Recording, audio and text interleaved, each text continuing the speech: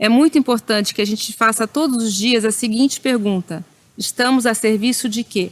O desperdício é uma desordem cultural, social.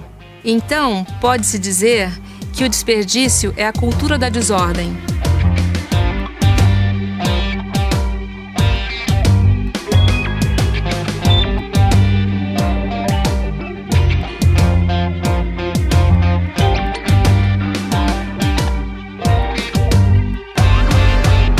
Mais de 30% de todo alimento produzido no mundo, mais de 30% de tudo não vai pro prato de ninguém.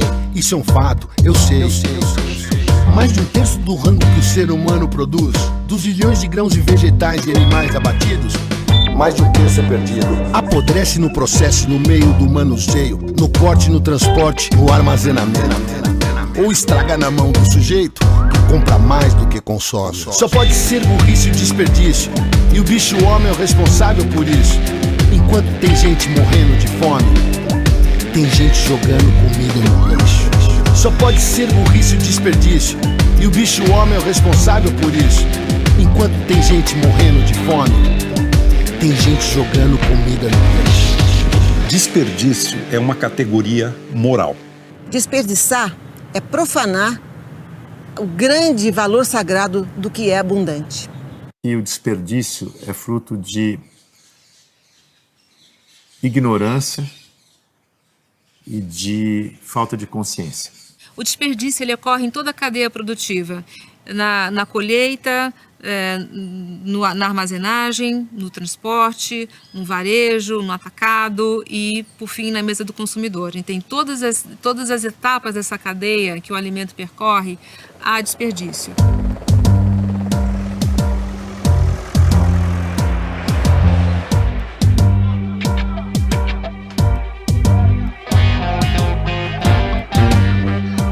Mecanismos têm que ser criados para que a gente faça um stop nesse processo.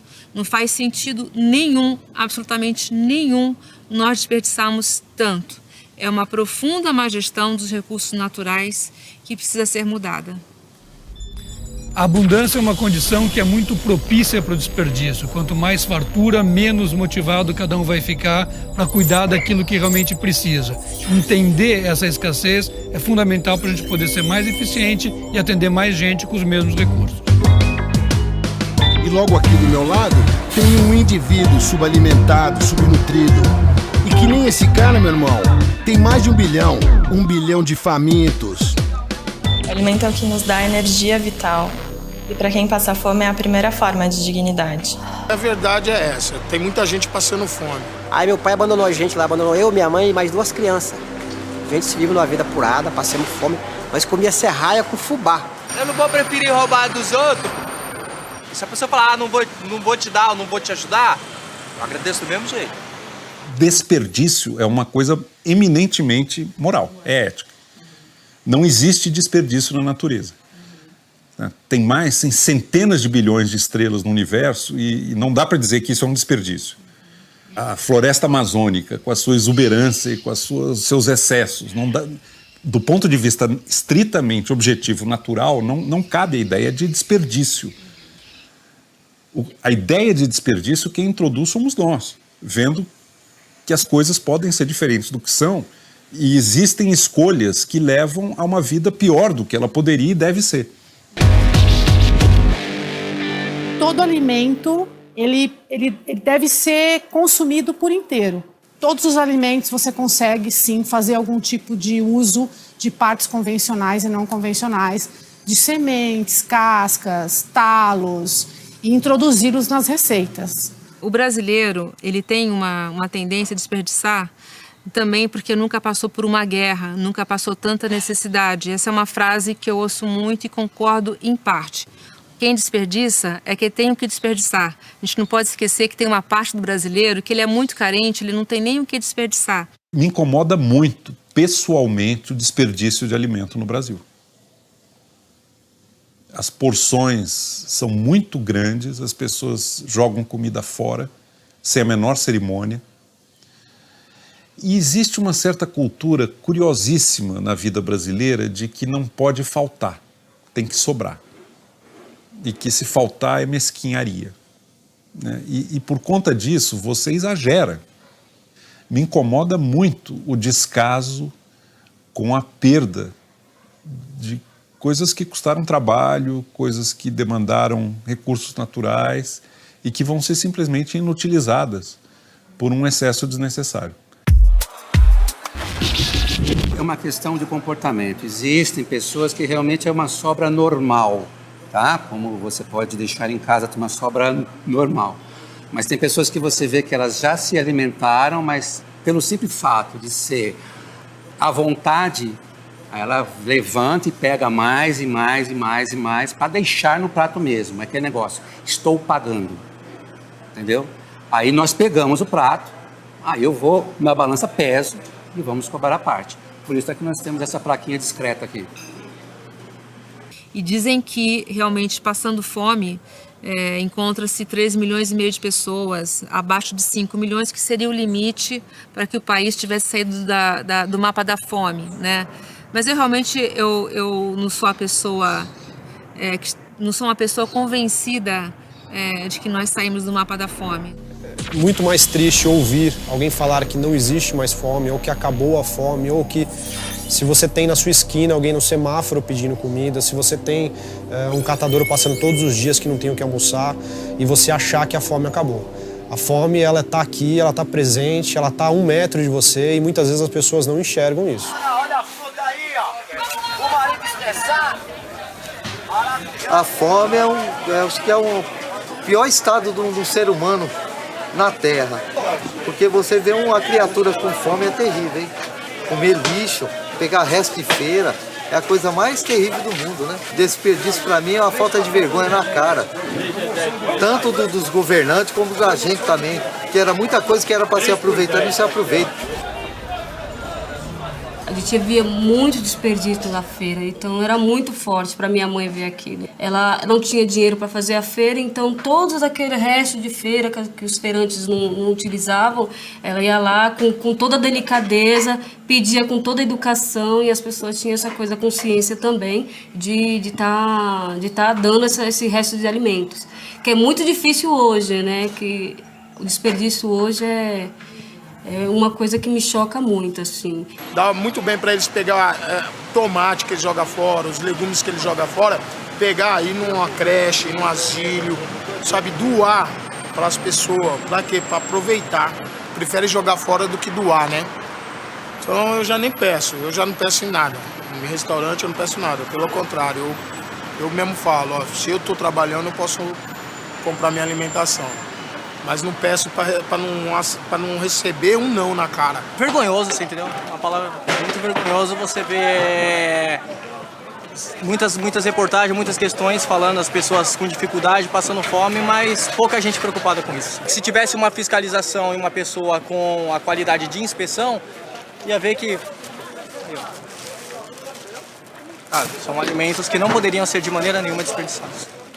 A insegurança alimentar é quando você não se alimenta de forma qualitativa e quantitativa adequada.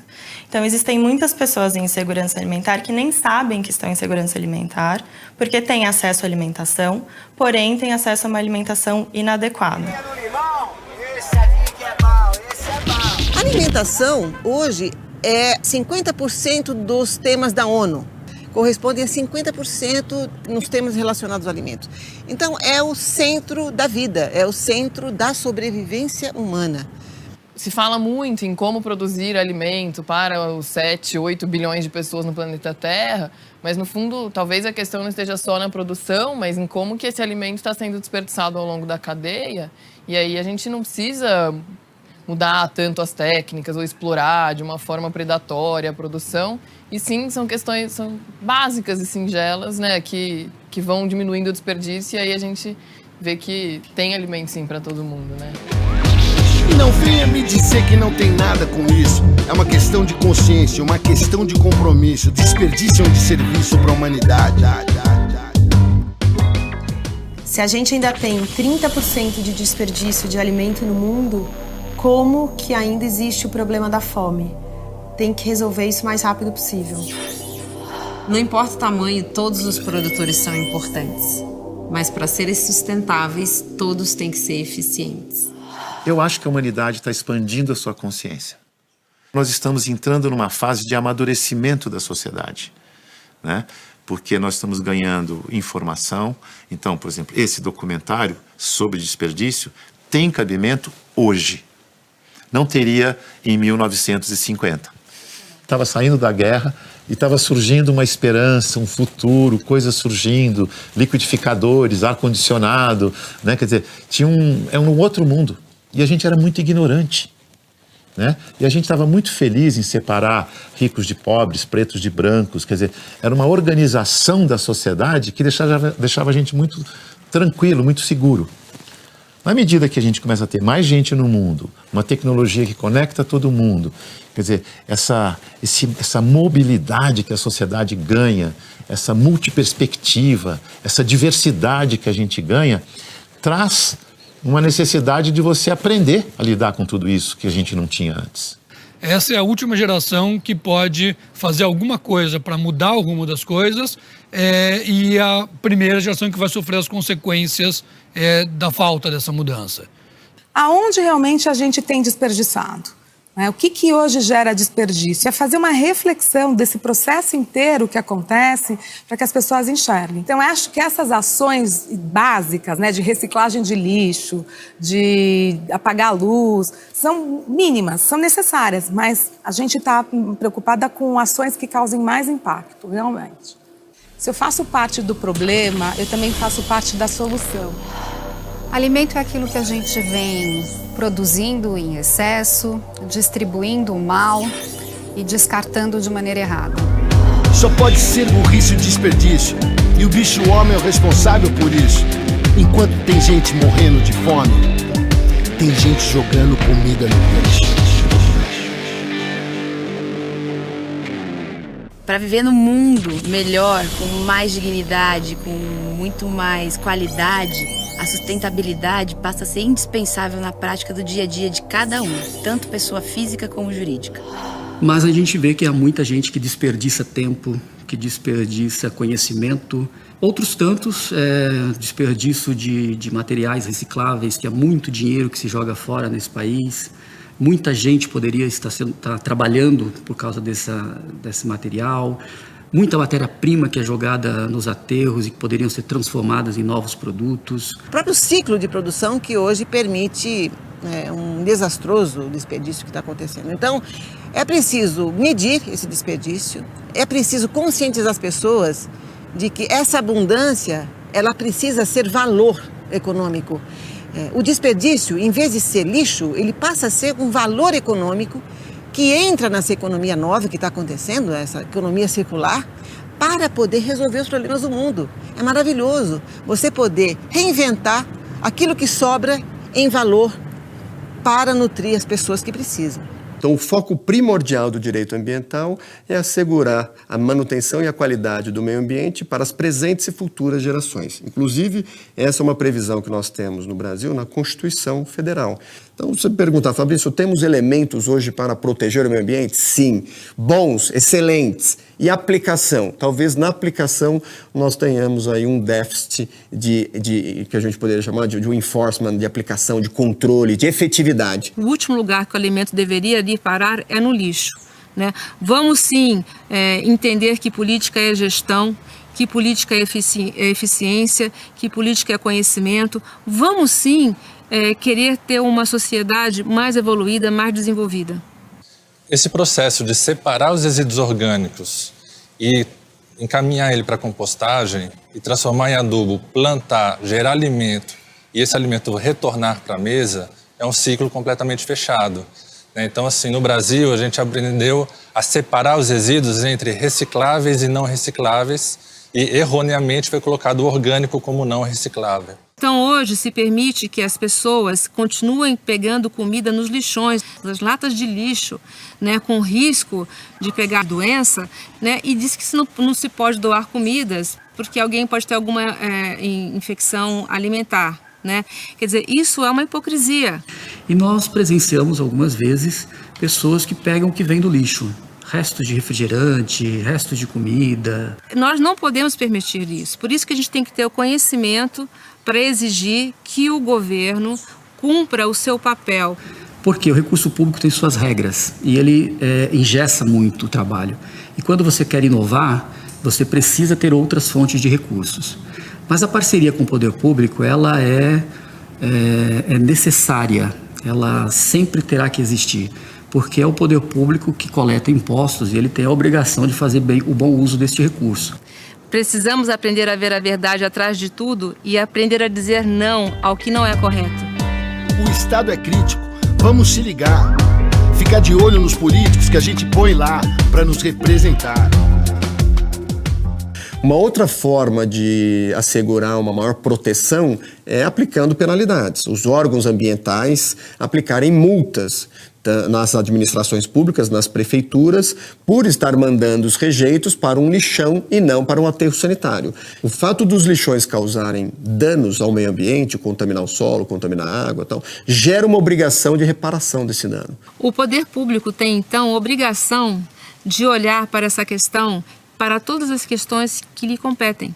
E isso tem que ser feito. E a população tem que aprender que ela tem que reivindicar por isso, né? Então, o poder público não é guardar poder para si. Poder público é servir. Quando a gente quer falar, por exemplo, com o governo, com a prefeitura, né, a gente sempre tem uma dificuldade, porque existe um olhar de cima para baixo, né? Mas quem é a estrutura? Onde está a base do país? Quem construiu esse país que a gente vive? Você plantou, você cuida, você vai... E aí no final a gente nunca colhe o final. Nosso país é muito rico, tem alimento para todo mundo. Se não fosse a roubalheira, não teria gente passando fome assim. Eu acho que nós estamos caminhando para uma situação em que a sociedade civil brasileira vai colocar o Estado contra a parede. Porque a situação que nós temos hoje, de carga tributária, de déficit público, sem uma contrapartida de políticas públicas que atendam às necessidades mais elementares de educação, saúde, saneamento e segurança, é talvez o principal problema hoje da vida no Brasil.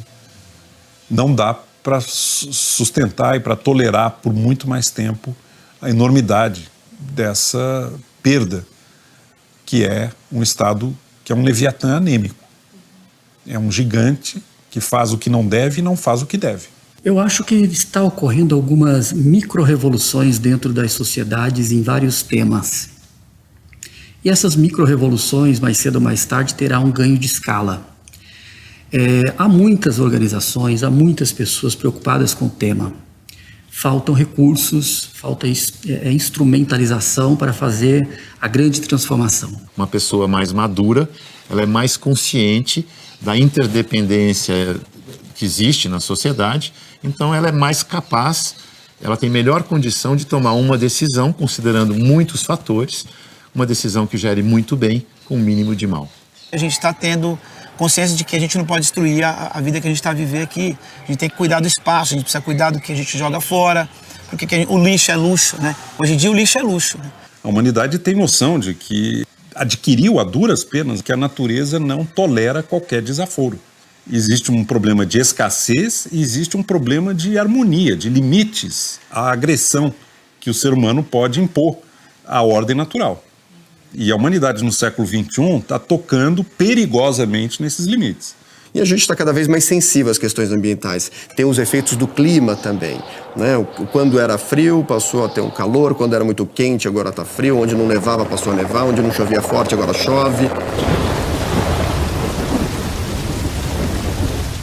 Quando me perguntam sobre o futuro, eu lembro do provérbio chinês, que diz o seguinte: se não mudarmos de direção, vamos acabar onde estamos indo. Então, mude, meu compadre, antes que seja tarde. Tome uma atitude, porque é geral essa treta. Tá todo mundo junto no mesmo planeta. Somos 7 bilhões de seres humanos. Como é que se distribui entre a população mundial o consumo e a emissão de gases de efeito estufa? O bilhão que está no topo da pirâmide de consumo, ou seja, a elite do consumo mundial, é responsável por metade da emissão global de gases de efeito estufa, CO2. Os 3 bilhões que vêm em seguida, a classe média do planeta, são responsáveis por 45% das emissões de gases de efeito estufa. E os 3 bilhões que estão na base da pirâmide do consumo, metade sem eletricidade, hoje, são responsáveis por 5% das emissões. Como é que nós estamos hoje? Os 3 bilhões que estão na classe média querem viver como o bilhão que está no topo. E os 3 bilhões que estão na base da pirâmide de consumo querem viver como a classe média. E essa conta não fecha. A humanidade está brincando de roleta russa com o planeta. O amadurecimento, ele não vem pelo prazer. Eu acho muito difícil você amadurecer pelo prazer. Você amadurece pelas dores, pelos sentimentos de perda, né? Então, eu sou muito otimista que nós estamos caminhando para uma sociedade mais madura, mas o caminho não é fácil. Nós estamos numa trajetória extremamente temerária e que pode levar a enorme prejuízo da vida inteira no planeta. E tudo em nome do quê? Tudo em nome de uma corrida armamentista do consumo que não torna as pessoas mais felizes, por tudo que se sabe sobre a felicidade.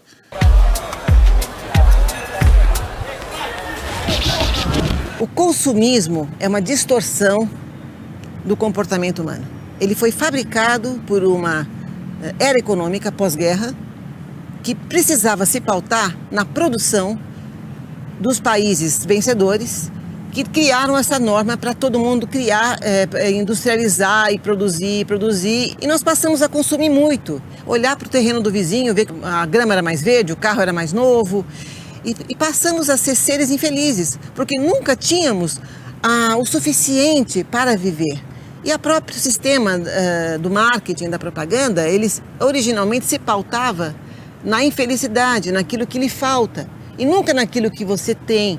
A publicidade é vulgar, né? Ela tem que ser popular, ela tem que ser acessível, então ela nunca é vanguarda, ela nunca satisfaz um nível superior do indivíduo. E a cultura do desperdício é o que faz com que a gente jogue fora o amanhã, pensando muito no hoje e no agora. Desperdício é um desserviço para a humanidade, mas há de mudar, faça a sua parte. Em suma, consuma na medida exata da sua necessidade. Sem esbanjar, sem se lambuzar, sem ter que jogar fora. Compartilhar é a palavra da hora. O maior desperdício para mim é o ser humano não observar o outro como um ser capaz de se transformar. É a gente pegar nossos dons, amassar eles, jogar dentro de uma lixeira e fazer o que a sociedade quer que a gente faça. Hoje em dia as pessoas compram uma coisa, jogam em casa, depois não usam mais. Você tem que passar a usar, que é um outro conceito, que é uma outra era econômica. De consumidores, passaremos a ser usuários. Que tal eu emprestar para você o que eu uso e que não estou usando todo dia? Não é? Reciclar, restaurar, refabricar. A felicidade não depende de comprar uma roupa nova ou de comprar um carro novo. Então, esse sistema do consumo ele já está em extinção. O Quintal de Trocas ele é um espaço para trocas e conexões. Um lugar onde as pessoas podem não só trocar coisas, mas trocar afeto, se conhecer, conversar, entender o real valor das coisas. Quando eu montei o Quintal, as pessoas falavam, então você é contra o consumo. Falei, bom, não tem como, porque o Quintal é consumo compartilhado, então eu não posso ser contra uma coisa que eu faço. Eu acredito mesmo que a questão é como estamos consumindo e de que maneira. Então, eu preciso saber o que eu estou comendo, da onde que veio. Eu preciso saber o que eu estou vestindo, quem fez a minha roupa, quantas pessoas sabem quem fez a roupa delas, assim. E aí, a gente compra o que é preciso, o necessário. E aí a gente compartilha isso. E aí a gente desperdiça menos. A gente não vai precisar comprar um monte de coisas e ter várias coisas, porque vai ser compartilhado. Eu não preciso ter tantas coisas assim, que ficam paradas por mais tempo do que ficam em uso. As pessoas estão cada vez mais consumindo e desperdiçando cada vez mais. Então, gente, vamos acordar um pouquinho mais, né? E olhar um pouquinho mais em volta e preservar nosso mundo. Só pode ser burrice o desperdício. E o bicho homem é o responsável por isso. Enquanto tem gente morrendo de fome, tem gente jogando comida no lixo. Sustentabilidade é uma condição necessária para a gente poder seguir vivendo e vendo cada vez melhor no planeta. Nem sempre é aquilo que as pessoas pensam que é uma restrição, ela é um estilo de vida. O Brasil, na minha opinião, ele está andando a passos muito curtinhos em relação à sustentabilidade, né? A gente hoje testemunha milhões de quilos de comida, ou milhões de lixos sendo gerados. O que não deveria ser lixo torna-se lixo. Ainda temos assim milhões de quilômetros de aterros públicos. Só 2% do lixo de São Paulo é reciclado. Você imagina uma coisa dessa?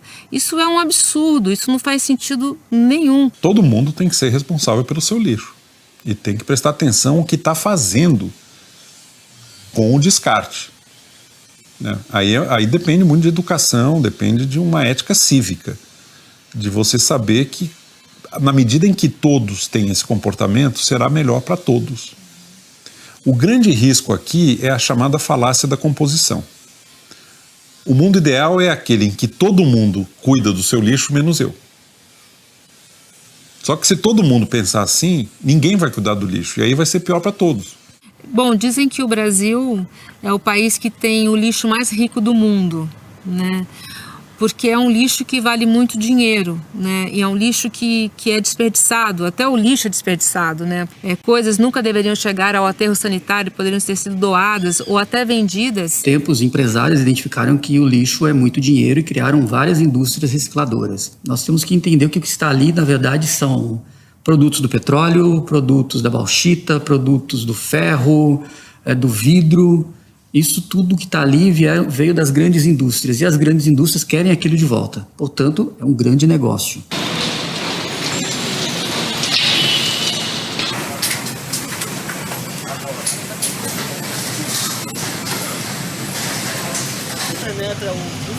Ah, é?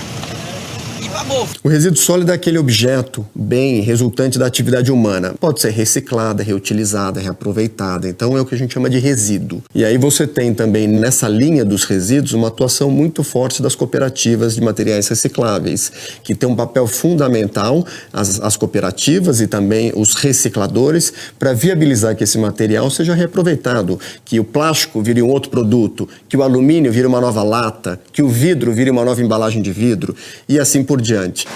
Hoje, o lixo que a gente tem, né, o lixo reciclável, significa produção, dinheiro, isso, trabalho e renda.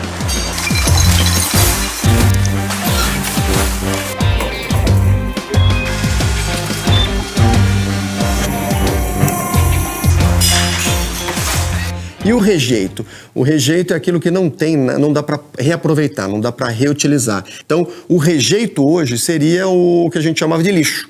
Esse lixo que é o que tem que ser encaminhado para um aterro sanitário, que é uma obra de engenharia, que é um lugar onde você faz a acumulação dos rejeitos, tem uma proteção, evita a contaminação do solo, evita a contaminação das águas, evita o mau cheiro. Então é uma atividade ambientalmente licenciada, controlada pelos órgãos ambientais, que visa proteger o meio ambiente. Nós temos uma carência muito grande de trabalho na fração úmida. Aqui está o desperdício. A partir do momento que você mistura alimentos ou resto de alimentos com outros materiais, que são materiais, o rejeito propriamente que deveria ir para o aterro sanitário, você compromete esse material, o reaproveitamento, que ele poderia ter um fim mais nobre, poderia ser utilizado inclusive via compostagem. Olha que se pensarmos bem, o próprio alimento reaproveitado, reutilizado ainda quanto alimento, né, e ainda depois reutilizado como fração úmida, fração orgânica, e aí sim como adubo, e aí o resíduo do resíduo do resíduo que seria de fato encaminhado para o aterro sanitário. Então agora a gente precisa entender que os resíduos orgânicos ou resíduos compostáveis, eles são recicláveis e devem ser separados para serem encaminhados para a reciclagem, que no caso é a compostagem.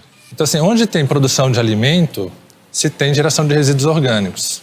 E junto também com a geração de resíduos orgânicos de jardinagem. Então, combinando esses dois tipos de resíduos, se faz a compostagem e transforma em adubo de excelente qualidade, que isso gera também um recurso para se promover a agricultura urbana, né, para se plantar alimento também na cidade.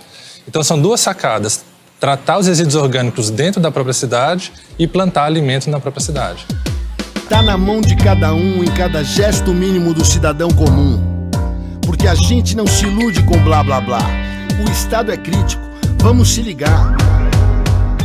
A coleta seletiva, embora ela já tenha aí algumas décadas, Nós tivemos uma legislação que ficou parada no Congresso durante muito tempo e agora a política nacional tenta dar um rumo para isso, porque ela envolve os que produzem as embalagens e aqueles que coletam as embalagens. As cooperativas ainda, em geral, são muito mal estruturadas, trabalham com equipamentos muito arcaicos. Nós ainda temos milhares de pessoas que trabalham com coleta manual, quando poderíamos fazer uma troca desse processo de coleta. Eu separo tudo. Separo garrafa, plástico, lata, papelão. Eu levo tudo ensacado pro depósito. Tudo ensacado. O vidro eu entrego no terreno da prefeitura. Só o vidro. O restante eu vendo no depósito para mim poder me manter. Eu, como carroceiro, sentia muito preconceito, tá?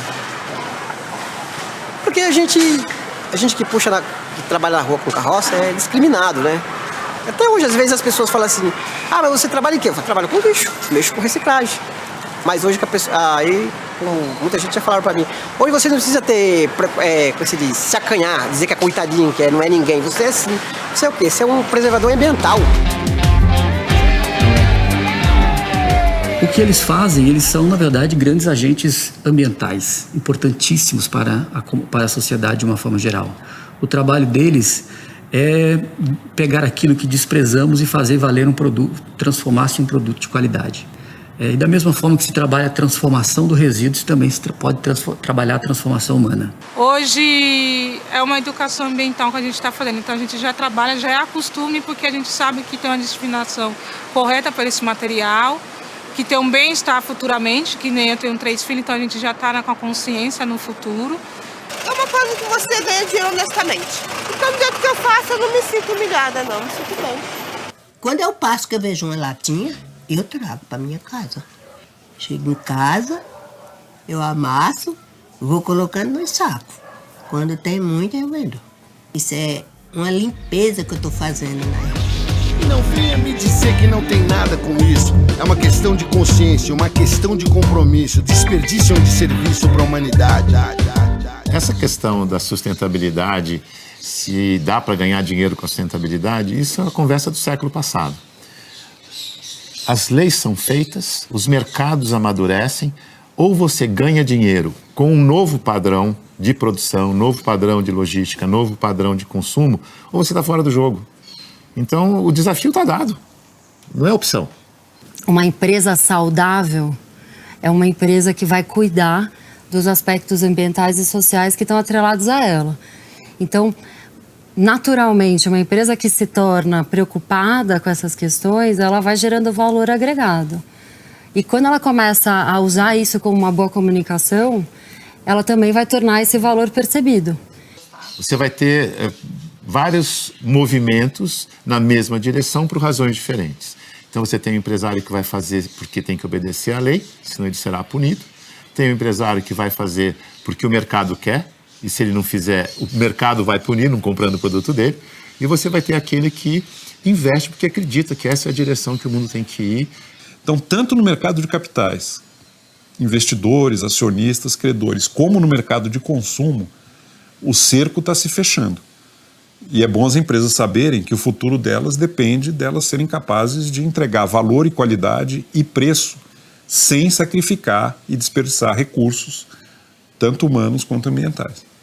A nossa empresa, dentro do sistema financeiro, é a única que é extremamente focada na cadeia de produção de alimentos. Historicamente, nós temos um DNA agrícola e essa é a nossa estratégia. Então, o Banking for Food é uma estratégia baseada em 3 pilares: no financiamento, na difusão de conhecimento e no network dentro da cadeia. A nossa missão é atuar na cadeia de alimentos para promover a segurança alimentar, garantir que haja uma comercialização eficiente para que esse alimento excedente produzido nas áreas de vocação agrícola chegue em outras regiões, para garantir que haja disponibilidade do alimento no mundo, que essa disponibilidade aumente na medida em que a população mundial cresce e a demanda cresce.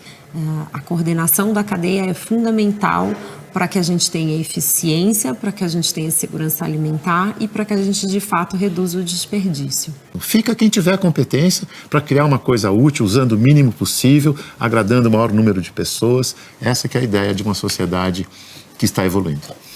O capitalismo consciente é um capitalismo através do qual a empresa ela participa na construção de um mundo melhor.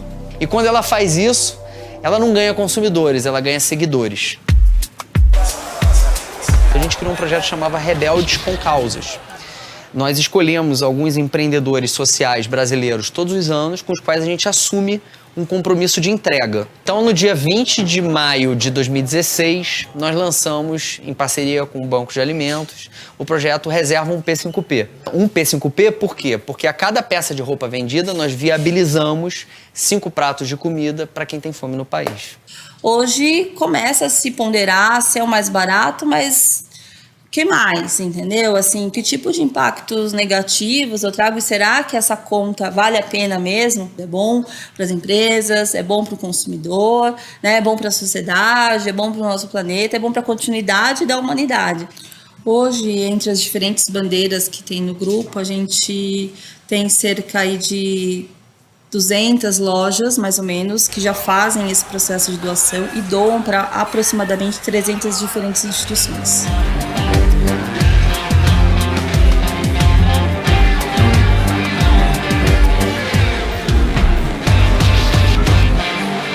Se a gente não doasse, muito provavelmente esses produtos ou iriam para um processo de compostagem ou iria ser considerados rejeitos, muito provavelmente, mesmo tendo em total condições ainda de consumo. Novas leis sobre doação de alimentos são muito importantes para trazer segurança para quem faz esse trabalho e para quem tem vontade de doar. Então, mude, meu compadre, antes que seja tarde. Tome uma atitude, porque é geral essa treta. Tá todo mundo junto no mesmo planeta. O grande paradoxo desse momento é, por um lado, os debates girarem em torno da alimentação para uma população que cresce. Para todos poderem comer, é preciso potencializar as tecnologias da agroindústria. Por um lado, dizem que só através dessas tecnologias, né, dessa agroindústria poderosa, a humanidade vai poder se alimentar. Mas a gente também tem que pensar que mundo que é esse que vai existir para esses 9 bilhões. Então é pensar em produtividade, em produção, mas com sustentabilidade. No nosso caso, é importante entender os processos e não só para mitigar, mas para preservar e para desenvolver. Então, quanto mais você conhece profundamente as etapas de um processo, melhor você consegue fazê-lo de forma eficiente e, com isso, sustentável. O que significa isso? Significa você trazer de novo, entender a origem da fauna e da flora local, fazer um planejamento de reconstruir com plantas nativas, com a flora. Com isso você atrai os insetos, os animais, e aí você cria de novo um sistema que vai permitir você conseguir plantar o café e tirar o melhor possível. Eu acho que os produtores hoje têm uma consciência muito maior sobre a sustentabilidade. A gente já tem histórias muito concretas de que o descaso com a sustentabilidade inviabilizou terras agrícolas. E isso é visível, né? Terras que antes eram produtivas e deixaram de ser. Então, hoje, eu acho que os produtores têm uma consciência muito maior da necessidade de cuidar da qualidade e da proteção, fazer um manejo sustentável do seu solo, da sua água, das suas instalações, visando a sustentabilidade do seu próprio negócio. Só pode ser burrice e desperdício, e o bicho homem é o responsável por isso. Enquanto tem gente morrendo de fome, tem gente jogando comida no lixo. Não precisa montar uma ONG para fazer diferença. Você pode fazer a diferença. Talvez a pergunta seja quem não pode transformar, né? Eu acho que basta estar vivo para você poder fazer alguma coisa que preste. Sou super otimista com as novas tecnologias. Eu acho que as tecnologias, elas nos fazem produzir as coisas com mais precisão, né? Com mais qualidade e com menos desperdício, né? Porque você sabe com clareza para que você está fazendo, não vai ter nada sobrando, nada faltando, aperfeiçoa um pouco a artesania do humano. Então existem coisas incríveis acontecendo que vão mudar o mundo da alimentação. Tem o caminho das tecnologias de ponta, que é a 3D, que é a nutrigenômica, não é? Que é a carne de laboratório. Agora, paralelamente a essas tecnologias, existem várias promessas incríveis que já estão virando realidade, como, por exemplo, jardins urbanos ou agricultura urbana, que você planta vegetais, frutas nos prédios, né, nos condomínios, nos jardins comunitários. E também porque temos nas cidades, sobretudo, muitos espaços que são passíveis de produção de alimentos que também são desperdiçados, desde muros até paredes de casas onde poderíamos produzir parte do alimento, não todo, obviamente, mas parte do alimento que consumimos, então também desperdiçamos espaços.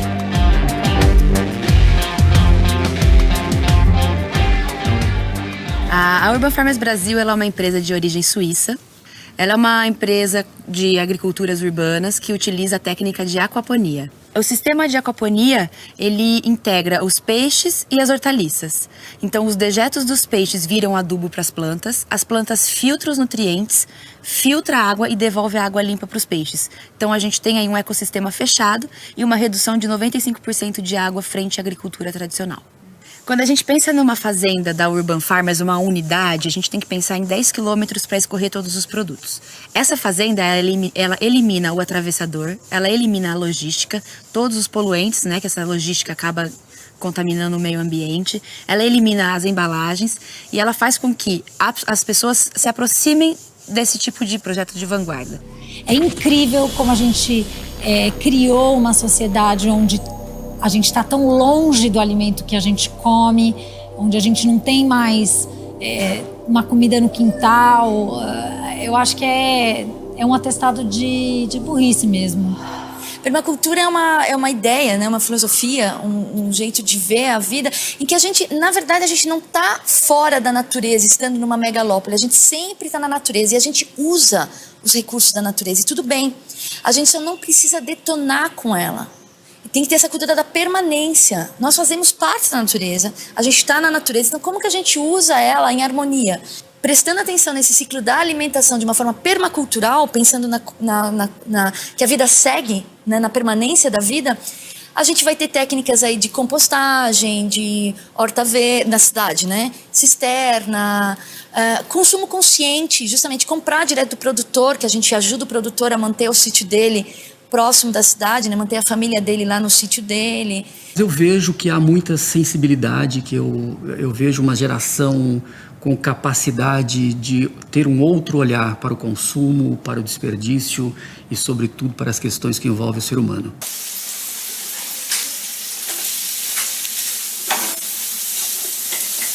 Minha cozinha é uma inspiração. Ela sai numa caixa de bateria, né? Esses alimentos que a gente compra são dos agricultores próximos aqui, sabe? A gente evita um pouco comprar em mercados. Então, e até mesmo essa forma de geração de renda da comunidade, de ajudar o próximo mesmo. Tudo a gente aproveita. E existe aquela coisa de desperdício zero. Eu acredito muito nisso. Então, a gente criou esse biodigestor e esse biodigestor gera gás natural pra gente. O que a gente não usa, a gente joga nesse biodigestor para fazer um novo alimento pra gente. Então, tudo é reaproveitado. Então, esse resto de orgânicos, são cascas de banana, veio lá da cozinha da Ellen, né? Esse resíduo orgânico, ele vai abastecer esse sistema. Então, a gente tem aqui um triturador. Esse alimento é triturado. Vai para dentro do biodigestor, onde contém uma bactéria chamada anaeróbica. A bactéria vai se alimentar desse resíduo orgânico, né, por um processo de fermentação ali. A gente consegue produzir o gás metano e usar isso como fonte de energia, né, como gás de cozinha ou até mesmo para gerar energia. Eu acho que a importância desse sistema é aquela coisa, né? A gente está realmente dando um destino para o lixo orgânico, a gente deixa de jogar o lixo orgânico no lixo convencional, que a gente sabe o grande fator hoje prejudicial com o lixo orgânico. A gente está gerando economia, contribuindo com o meio ambiente e sendo sustentável ao mesmo tempo. Meus pais sempre produziram hortaliças no campo aberto, né, no convencional, e eu acabei entrando no mercado e eu vi o mercado de hidropônicos, né, no sistema que é coberto, que em termos de produtividade é muito maior que o convencional. A hidroponia é um sistema que reutiliza a própria água, ou seja, então nada se perde, é super sustentável. A humanidade nunca foi tão produtiva, nunca teve tanta tecnologia, nunca foi capaz de gerar tanta riqueza e, paradoxalmente, a humanidade nunca foi tão obcecada por economia, por consumo, por acumulação, por aplicações financeiras. As pessoas sabem a cotação da bolsa em 3 continentes e não sabem quem é seu vizinho de apartamento. Tem alguma coisa errada. Nós não sabemos gerenciar a interdependência. Por quê? Porque nós damos valor ainda para a independência. E isso tem muito a ver com a segurança da gente. Se você tem uma relação de interdependência comigo, então eu dependo de você e você depende de mim, eu não posso me isolar de você. Tem horas que eu vou competir com você, tem horas que eu vou cooperar com você. Isso exige uma maior maturidade para gerenciar essa interdependência. Então, a ilusão da independência faz com que eu exclua você. O reconhecimento da interdependência faz com que eu inclua você. Ao incluir você numa dinâmica de relacionamento, eu crio uma nova etapa da nossa relação mais complexa, que vai demandar novas competências nossas. Isso é evolução. Acender o pavio, tá tudo interligado. A raça humana por um fio desencapado. Então, mude, meu compadre. Eu me lembro assim da Luciana como alguém assim que ela não estava muito preocupada se você estava achando ela legal, ou inteligente, ou descolada. É outra frequência, né? Acredito que eu tenha sido uma desobediente civil, sim, porque quando eu fundei a ONG Banco de Alimentos, comecei a pesquisar, né, como é que eu poderia estar no mundo de uma forma, enfim, segura e planejada, para que desse resultado, né? Nossa, eu fui extremamente desestimulada. Todo mundo dizia que eu era louca, que eu ia ser presa, que não se podia doar alimentos. Ela encontrou de tal maneira que ela ficou inteira nisso. E aí a pessoa começa a gerar uma espécie de espiral positiva que vai atraindo pessoas meio parecidas e repelindo as que não estão nessa frequência, né? De tudo que eu produzo em termos de hortaliça, a gente tem um excesso em torno de 15%, 20%. Se o banco de alimentos não viesse buscar, a gente estaria descartando as hortaliças, né? Eu criei uma forma simples de ir para frente, né, que é pegando para mim a responsabilidade do alimento doado. Né? E nunca tive problema nenhum nesses 18 anos, ao contrário, nesse período já consegui doar mais de 6 milhões de quilos de alimento, na realidade 6 milhões e 600 mil quilos de alimento, e já também complementamos 60 milhões de pratos de comida. Né? Graças a Deus, conseguimos alimentar mais de 1.000 pessoas por mês. O alimento aqui é um elemento precioso demais.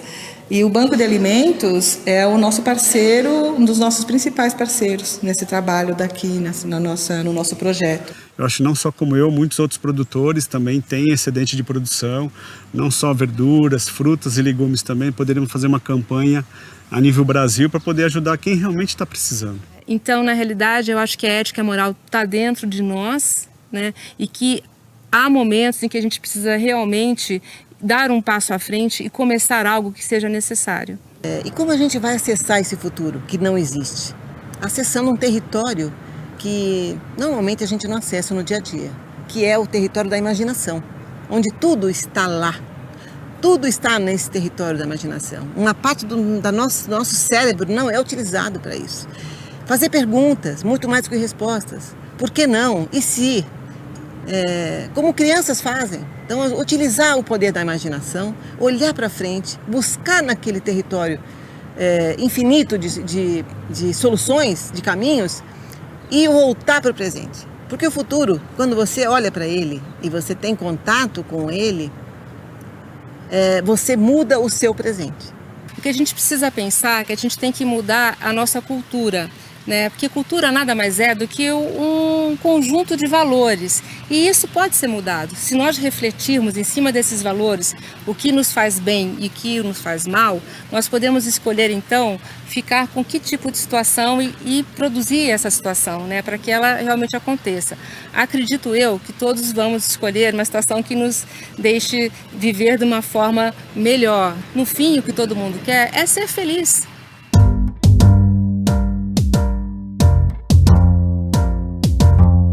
Mais de 30% de todo alimento produzido no mundo, mais de 30% de tudo não vai pro prato de ninguém. Isso é um fato. Eu sei. Mais de 1/3 do rango que o ser humano produz, dos bilhões de grãos de vegetais e animais abatidos, mais de 1/3 é perdido. Apodrece no processo, no meio do manuseio, no corte, no transporte, no armazenamento. Ou estraga na mão do sujeito que compra mais do que consome. Só pode ser burrice e desperdício, e o bicho homem é o responsável por isso. Enquanto tem gente morrendo de fome, tem gente jogando comida no lixo. Quanta energia é desperdiçada, quanto trampo, quanta terra, quanta grana, quanta água.